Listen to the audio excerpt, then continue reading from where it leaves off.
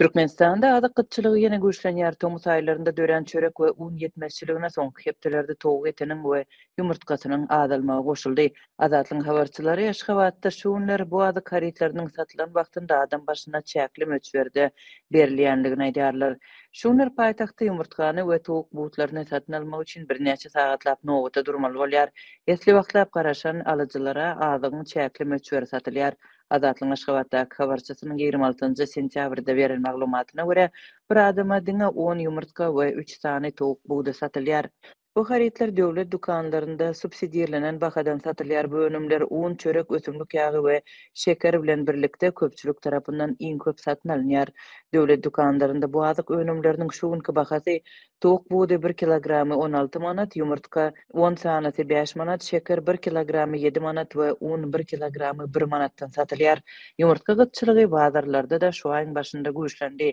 Habarçylar täzirçilik narhyndan ýumurtkanyň şuňlar bazarlarda we supermarketlerde satywda peýda bolup başlandygyny aýdýarlar. Bazarlarda ýumurtka adam başyna 30 sanaty 30 manatdan satylýar. Habarçymyz soňky aýlarda subsidiýalenen bahadan açyk satylan towuk ýumurtkasynyň we etiniň häzirki gytçylygynyň ilada arasynda aladalary artdyrýanlygyny sebäbi ondan ozalky ýyllarda bolan agyr azyk krizisini ýada salýanlygyny bellädi. Prezident Serdar Berdimuhammedowyň prezident saýlanmagyndan soňra paýtagtda towuk buğdy, towuk ýumurtgasy, şeker döwlet tarapyndan kesgitlenen bahadan ilata köplenç bökdönüşde satyldy.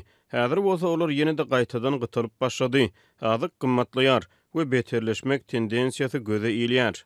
Dip habarçymyz aýdýar. Aşgabatdaky habarçymyz häzirki wagtda subsidiýalenen önümleriň sanawyna gelýän haritlerden diňe şekeriň satywyda entek bardygyny we ony döwlet narhyndan, ýagny 1 kilogramy 7 manatdan satyn alyp bolýandygyny aýdýar.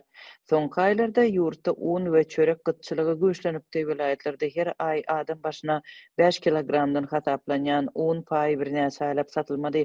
Aşgabatda bolsa şu aýyň başynda döwlet dukanlarynyň ençemesinde ilata içi bitli we gurçukly un satyldy.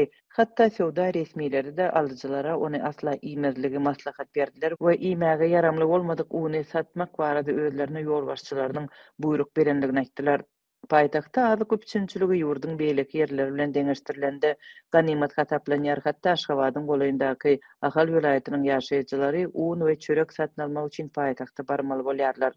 Şeýle-de paýtagtyň hut eteginde ýerleşýän owalarda döwlet dukanlaryny subsidiýalenen azyk önümleri we adam başyna her aýda berilmeli un paý satylanda olaryň gapdalyndan geçmeýän haritler ýüklenýär.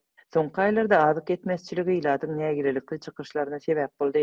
Awgustyň başynda Türkmen başyda ýüzlerçe adam azyk gytçylygyna garşy proteste çykyp, fevraldan bäri un ýag ýaly azyk paýlarynyň berilmeýändigine açyk nägirelik bildirdi.